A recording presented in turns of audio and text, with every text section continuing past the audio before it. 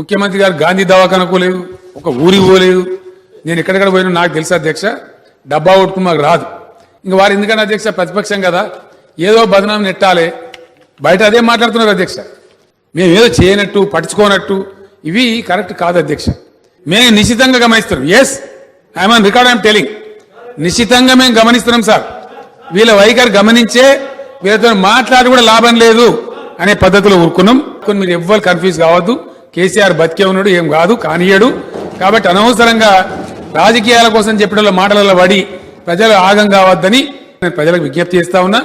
బట్టి విక్రమార్క గారు చాలా బాగా చెప్పినారు, సంతోషం. వారు చెప్పినంత మేము విన్నాం, చాలా గొప్పగా చెప్పినారు. వారు వినాలి కదండి, మేము విన్నాం కదండి, మేము విన్నాం కదా బట్టి గారు, మేము విన్నాం కదా. You should be fair, you should be fair అధ్యక్ష. ఇవన్నీ మాకు ఎక్కడి నుంచి వచ్చినాయండి?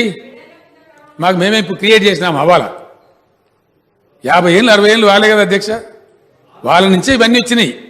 ఈ హెల్త్ ఇన్ఫ్రాస్ట్రక్చర్లో భారతదేశమే చాలా వెనుకబడి ఉంది.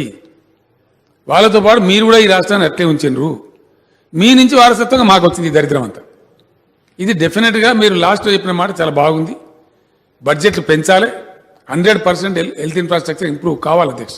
శాసనసభలో చెప్తున్నా. ఎందుకంటే ప్రతిపక్షం అంత హుందాగా, అంత గౌరవంగా, అంత పద్ధతిగా వ్యవహరిస్తేనేమో కలిసి వ్యవహారం చేయొచ్చు. పోతున్న బయలుదేరుడే మనం భాషను మొదలు పెట్టుకుని తిట్టుకుని ఓడుతుంది. కేంద్ర ప్రభుత్వమే ఆ ఫిగర్స్ డిక్లేర్ చేస్తూ ఉంది. అవన్నీ మేము డబ్బా కొట్టుకుంటున్నాం అధ్యక్ష. మేము తగ్గించలేదా? పేదల మీద భారం పోలేదా? ఇప్పుడు నేను మాట్లాడే మాటలు పేదలు వింటలేరా అధ్యక్ష? చెయ్యగలిగినంతలో ఉన్నంతలో మేము అన్ని ప్రయత్నాలు చేసినాం. రాజకీయాల కోసం వాళ్ళు మాట్లాడచ్చు కాక, కానీ ఎవరెవరు ఏం చేస్తున్నారో అందరికి తెలుసు. పేదలను ఆదుకోవడం మేము ఎప్పుడు ముందే ఉంటాం అధ్యక్ష. మా ప్రభుత్వం చేసినంత సంక్షేమం ఇండియాలో ఏ ప్రభుత్వం చేయదీయాల అందరికి తెలుసు ఆ విషయం. కాబట్టి చాలా మందికి అనుమానం ఉండే, ప్రతిపక్షాలు కూడా కొన్ని గోతికాడ కూర్చునే కాసుకొని పెన్షన్లు కూడా కట్ చేస్తారేమో, అది గోల చేద్దామనే అభిప్రాయం ఉండే. మేము కట్ చేయలేదు అధ్యక్ష. చాలా ఖర్చులు బంద్ చేసినాం, ఇతరులు బంద్ చేసినాం, కానీ పేదలకు మాత్రం దెబ్బ తలగనీయలే, రైతులకు దెబ్బ తలగనీయలే అధ్యక్ష. మేము సమాజం పట్ల మాకున్న కన్సర్న్కు ఒకటే ఒక మాట చెప్తా. కరోనా వస్తే ఈ భారతదేశంలో ఏ ఒక్క రాష్ట్ర ప్రభుత్వం కూడా రైతులు పండించిన మొత్తం ధాన్యం కొనలే అధ్యక్ష. ఒక్కటే ఒక తెలంగాణ ప్రభుత్వం entire produce agriculture produce was purchased by the government. కొన్ని పనికి మాలైనా కొన్నాం అధ్యక్ష. మా జుక్కా ఎమ్మెల్యే గారు, మా నారాయణఖేడ్ ఎమ్మెల్యే భూపాల్ రెడ్డి గారు, షిండే గారు సార్ అన్ని కొన్నారు. మా దగ్గర పచ్చజొన్నల్ని కొనాలి. నేనన్నా పచ్చజొన్నలు ఏం చేయాలన్నా కొని, నువ్వేం చేస్తావు మాకు తెలియదు సార్, కొనాలి. కొన్నాం అధ్యక్ష. పొద్దుతిరుగుడు కొన్నాం, మక్కలు కొన్నాం, ధాన్యం వరి ధాన్యం కొన్నాం.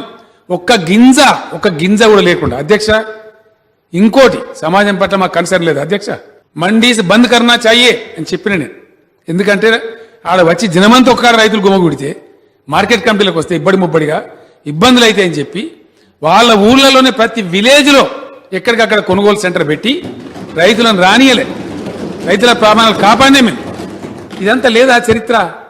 కరోనాలో మేమేం చేయలేదా? మేము ప్రయత్నాలు చేయలేదా? దాదాపు 17,000 కోట్ల ధాన్యాన్ని కొనుగోలు చేసినాం అధ్యక్ష. ఇలా మళ్ళీ ఈ ప్రతిపక్షమే మాట్లాడుతుంది అధ్యక్ష. మక్కలు కొన్నాము, మక్కలకి ఏంది అధ్యక్ష? ఇలా బీహార్ వాళ్ళు వచ్చి పోటీకి 1100కి ఇచ్చిపోతా అంటుండే, ఇక్కడికి వచ్చి ఛత్తీస్గఢ్ వాళ్ళు వచ్చి 1200కి ఇచ్చిపోతా అంటున్నాం. మేము కొన్నదేమో మినిమం సపోర్ట్ ప్రైస్ కొన్నాం. అది ఏమవుతుంది అధ్యక్ష? లాస్ రాదా గవర్నమెంట్కు? ఖచ్చితంగా 3-4 వేల కోట్ల లాస్ వస్తుంది. రైతుల కోసం ఈ డబ్బు పోయినా మంచిదే అని చెప్పి, పోని మన పోల్ట్రీల కన్నా ఇచ్చుకుందాం, వాళ్ళు ఇచ్చే రేటు కన్నా ఇద్దామని చెప్పి కొన్నాం అధ్యక్ష. నష్టం ఈ కరోనా టైంలో గవర్నమెంట్ దగ్గర డబ్బులు లేకపోయినా ఇబ్బంది అవుతుందని చెప్పి ధాన్యం కొన్నాం. ఇవన్నీ లేవా ఫ్యాక్ట్స్?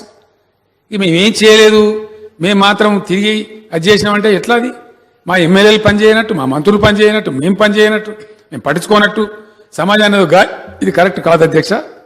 బట్టి విక్రమార్క గారి దృష్టి ఎక్కడ వచ్చిండొచ్చు వారు తిరిగినప్పుడు, కాబట్టి చెప్పిండ్రు. ఇప్పుడు జరిగే కాడికి జరుగుతుంది అధ్యక్ష. అన్నీ చేసినాం మేము. ఇప్పుడు వీళ్ళు చెప్పింది ఏది కూడా మేము చేయకుండా ఉండలే. We have not left any stone అంటాడు. అన్ని కూడా మేము చేసిన ప్రయత్నాలు. ఎవరితో మాకు దీనిలో వేరే ఉద్దేశం లేదు అధ్యక్ష. కానీ ప్రభుత్వాన్ని టార్గెట్ చేయాలనే దృష్టి కూడా మంచిది కాదు. If opposition behaves like opposition, we have no objection.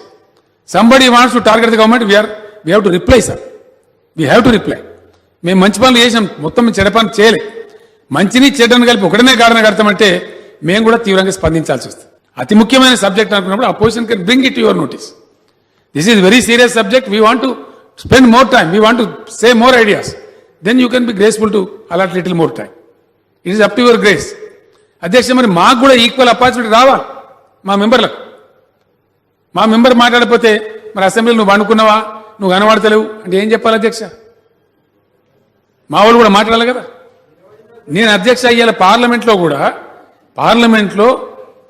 విలేకరులను రానిలే అధ్యక్ష. గ్యాలరీలు మొత్తం బంద్ పెట్టిన మెంబర్లు కూర్చోబెట్టారు. క్వశ్చన్ అవర్ లేదు, 0 అవర్ లేదు, ఏమి లేదు. దానికి భిన్నంగా తమరితో మాట్లాడి నేను పర్సనల్గా మాట్లాడి, సార్ మనం క్వశ్చన్ అవర్ ఉండనియండి, అది సభ్యుల యొక్క డెమోక్రాటిక్ రైట్. 0 అవర్ ఉండనియండి, అది కూడా సభ్యులకు ఉండాలి సార్, కంపల్సరీ మాట్లాడాలి. విలేకరులను రానియండి దయచేసి, అక్కడ కూర్చోబెట్టండి, వాళ్ళు లైవ్ టెలికాస్ట్ చేయాలి, లైవ్ రికార్డ్ చేసుకోవాలి వాళ్ళ వార్తలన్నీ. నేను తమని అభ్యర్థించిన అధ్యక్ష. డెమోక్రాటిక్ ఫామ్లో పోతా ఉన్నాం, మేము అన్డెమోక్రాటిక్ బిహేవ్ చేయడం లేదు. నేను humble request to the chair on behalf of the TRS party, దయచేసి మా సభ్యులకు కూడా ఇంజస్టిస్ చేయకండి, ఈక్వల్ ఆపర్చునిటీ ఇవ్వండి. మా వాళ్ళు కూడా పార్టిసిపేట్ అవుతారు. అందరు ఇలా చదువుకున్న వాళ్ళే ఉన్నారు, అందరు కూడా అవగాహన శక్తి ఉన్న వాళ్ళే ఉన్నారు. సమస్యల మీద అందరు కూడా కన్సర్న్ ఉంది. కాబట్టి టైం తమరు చెప్పండి. మొన్న అధ్యక్ష నేను ఐ మైసెల్ఫ్ ఆఫర్డ్ బిల్ పెడితే గవర్నమెంట్ జనరల్గా ఫటాఫట్ పాస్ చేసుకుని వెళ్ళిపోతారు అధ్యక్ష. ఈరోజు రెవెన్యూ బిల్ పెట్టినాం, 2 days స్టడీ చేయమని చెప్పినాం అధ్యక్ష. తమరు ముందే ఒప్పుకున్నాం. ఇవాళ నేను బిల్ కూడా అట్లే చెప్పినాను. ఈ రోజు రేపు చదువుకోండి, ఫ్రైడే నాడు డిస్కస్ చేద్దాం, ఫ్రైడే నాడు పాస్ చేసుకుందాం. రాత్రి ఎంత రాత్రి వస్తుంది కూర్చుందాం లేట్గా. మ్యాక్సిమం సపోర్ట్ సభ్యులకు కూడా ఎక్కువ టైం ఇవ్వండి అధ్యక్ష, ఎక్కువ టైం ఇవ్వండి దయచేసి. అక్బర్ గారు కావాలంటే 1 గంట టైం ఇవ్వండి, 2 గంటల టైం ఇవ్వండి. Because it's a big subject, large subject.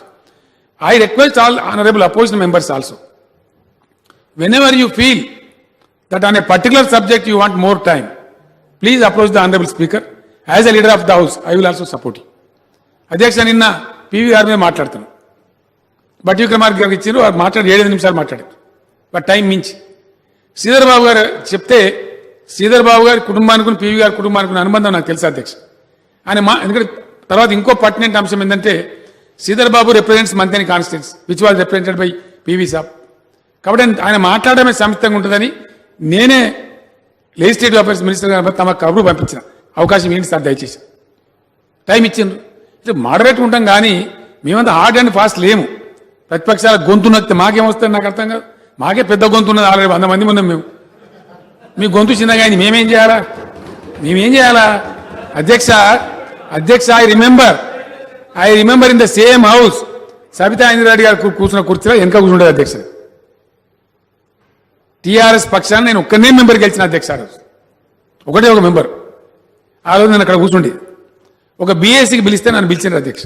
నేను పోయినా, అడిగిన నేను అప్పుడున్న ముఖ్యమంత్రి గారు ఏమని నాకు ఇస్తారా ఛాన్స్ ఒక సబ్జెక్ట్ అంటే, మొత్తం సెషన్లో నీకు 15 నిమిషాలు ఇస్తే ఏదైనా సబ్జెక్ట్ మాట్లాడుకొని చెప్పారు అధ్యక్ష. నేను దానికే రిస్ట్రిక్ట్ అయ్యింది, ఎందుకంటే నా సంఖ్యకి అంతే నాకు తెలిసేది. ఆ రోజు నేను వీరంగం వేస్తే టేబుల్ ఎక్కితే ఇస్తారా అధ్యక్ష టైం? కాబట్టి మన సంఖ్య ఎంత ఉంటుందో దాన్ని బట్టి మనం మెదులుకోవాల్సి వస్తుంది. అది I'm under gone that problem. Telangana ఉద్యమంలో నేను 2 గంటలు మాట్లాడింది అధ్యక్ష ఉపన్యాసాలు 10 లక్షల మందిలా. శాసనసభకు రూల్స్ ఉంటాయి, పద్ధతి ఉంటుంది, నియమం ఉంటుంది, నిబంధన ఉంటుంది. ఇక్కడ అన్ని పార్టీలు ఉంటాయి, అందరు సభ్యులు ఉంటారు, అన్ని నియోజకవర్గాలు ప్రాతినిధ్యం వహించే వాళ్ళు ఉంటారు. కాబట్టి శాసనసభ ఒక నియమం ప్రకారం నడుస్తుంది. ఈ పబ్లిక్ మీటింగ్ కాదు, ఈ శాసనసభ. దీనికి రూలు, పద్ధతి, నియమం నేను పెట్టింది కాదు అధ్యక్ష, ఇది తమరు పెట్టింది కాదు, పరపర కొనసాగుతుంది. గతంలో తమరు వారు కూడా రాజ్యం నడిపినరు. కాబట్టి మేము ఎవరో గొంతు నొక్కం, మాకు అటువంటి అలవాటు లేదు. మీ గొంతు మంచిగా ఉండాలి, మంచి సలహాలు చెప్పిన పరిశీలిస్తామని చెప్పినాం కదా అధ్యక్ష. పదాలు తెలియని పెదవులకు అమృత వాక్యం అమ్మ. సంతానలేమి సమస్యతో బాధపడుతున్న ప్రతి స్త్రీమూర్తి బాధను మేము అర్థం చేసుకోగలం. ఫెటినైన్ వరల్డ్ బెస్ట్ ఎంబ్రియాలజీ ల్యాబ్ మరియు జిల్ట్రిక్స్ అలారం సిస్టాన్ని మొట్టమొదటిసారిగా ఏపీ మరియు తెలంగాణలో ఈ నెల 9న ప్రముఖ సినీ నటి స్నేహ, స్పెయిన్ దేశానికి చెందిన international senior embryologist Javier Herrera గారు ప్రారంభించారు. ఈ శుభతరుణంలో రక్త పరీక్షలు, AMH test, RBS, సెమిన్ analysis, ultrasound scan, follicle scan ఈ నెల 31 వరకు ఉచితంగా అందిస్తుంది. ఫెటినైన్ అంటే సంతానం, 49 అంటే సంతోషం.